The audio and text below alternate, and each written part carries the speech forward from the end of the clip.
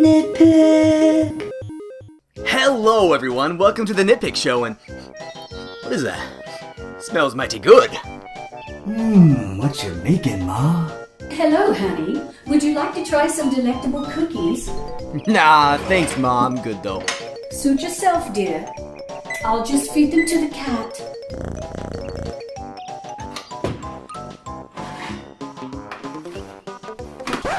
Well now, that's odd. Huh? I don't understand. What is this? I don't know, dear.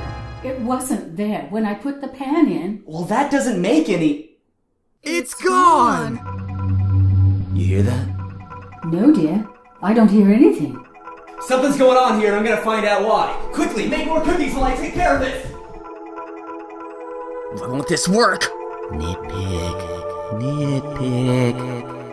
Nitpick, you must save me. The evil one imprisoned my soul inside this game. Evil one. Who do you speak of? I dare not say his name, for if I do... Oh, of all the cliches! Let me guess, now I have to play through the game, and then your soul will be released. Yada, yada, yada. No need to be a dick about it, but yes. When you first boot up the game, you might be wondering, why are there black bars on the sides of the screen? Well, that's because NinjaBread Man doesn't support widescreen display TVs. That's okay. NES games didn't support 16:9 either. I'm gonna let that sink in for a moment. Oh boy. I got a bad feeling about this. You can almost tell how bad a game is by the number of company names that play before it even starts. It's sort of a spread the blame tactic. Wait a minute. Where's the music? Maybe it's just a bit quiet. I've played games like that before. Let me turn it up real fast. No! You start off at the training dojo. This is where you learn the basics of what this game calls platforming and combat. You have a double jump, sword attack, and can throw NinjaBread stars. You might as well ditch the sword since it relies on waggle that only works about 40% of the time. Isn't this fun and innovative? I also think the double jump is only included because Conspiracy Entertainment couldn't figure out how to properly design the jumping mechanics. The controls themselves are very awkward and don't work well. And thankfully, even though the game tells you that to jump you have to swing the nunchuck up, you can press Z instead. Crisis averted. A control for camera movement wasn't implemented. Instead, you can press up or down on the Wiimote's D-pad to center the camera behind you, Ocarina of Time style. After the tutorial stage, the game immediately throws you into the first world. Really? That's it. Even purposefully plotless games like Mario have a setup. Well, except for the first one, I guess. But that told you in the instruction manual. Controls, game modes... Since the arrival of the evil Tooth Rotters, Sweet World has become an increasingly dangerous place. Can't buy that with $1 million. Turns out it doesn't matter because your goal in this newly found world is to collect these capsule things which open this warp thing. Maybe this will transport me to a better game. So you go around the first level killing muffins, bees, and whatever other living things you find. I'm starting to wonder who the real bad guy is here. Every enemy you kill powers up this meter, which makes your ranged attack stronger. In fact, if you fill the meter, you one-shot every enemy in the game with your ranged attack. And since powering up the meter is easier than a child learning to swear, no enemy ever poses a threat to you. So after brutally murdering your fellow pastries and collecting all the capsules, you move on to the next area, which is the exact same garbage all over again! Collect more capsules, open the warp gate, and then head to the third stage...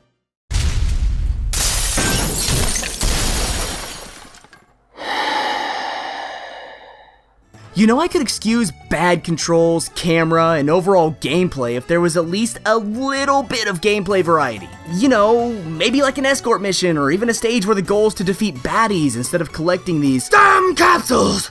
You know what? Maybe there is. Maybe I just need to dig a little deeper.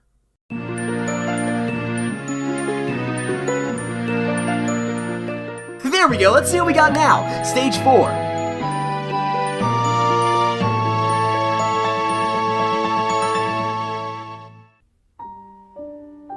The game is over in 3 levels. Look, my file is 100%. I don't understand. The game commits the 3 cardinal sins of a horrible game. Ass controls, no story to even speak of, and absolutely 0 game length. Wait a second. You found me out, Nitpick. I was imprisoned within the disc, but now I am free to destroy this world. You've gotten so used to playing your Marios and your Zeldas that you can't even comprehend a perfect game such as I. Length, replayability, controls, story, none of that will matter in the world I create. Damn it! Don't you feel it, Nitpick? Feel what? All this anger, this hatred. You never experienced this when playing the games you love. Maybe you're right. This ass-tastic game has taught me the value of even all the semi-decent games I play. I should respect that developers put features simplistic as halfway decent controls and a sensible story into a game. Thank you, Gingy. You've truly shown me the light. If there are people like you who will give games like me a chance, See you in hell! So, that was NinjaBread Man. An awesome concept executed probably about as poorly as it could have been. You ever played a game that literally has no redeeming qualities? Well, I tried. I really did.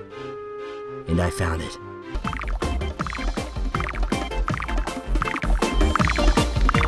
Hey there everyone, thanks for checking out my review. If you liked the video, be sure to give it a thumbs up, and if you really liked it, subscribe. You can click the video on the left to check out my last review video of Captain Toad, and the right to see a video on the history of Hyrule, the world where Link and Zelda came from. Also, be sure to check out Nitpick Plays, my alternate channel for all the random things I do. Oh yeah, and thanks for watching. That's always a good thing.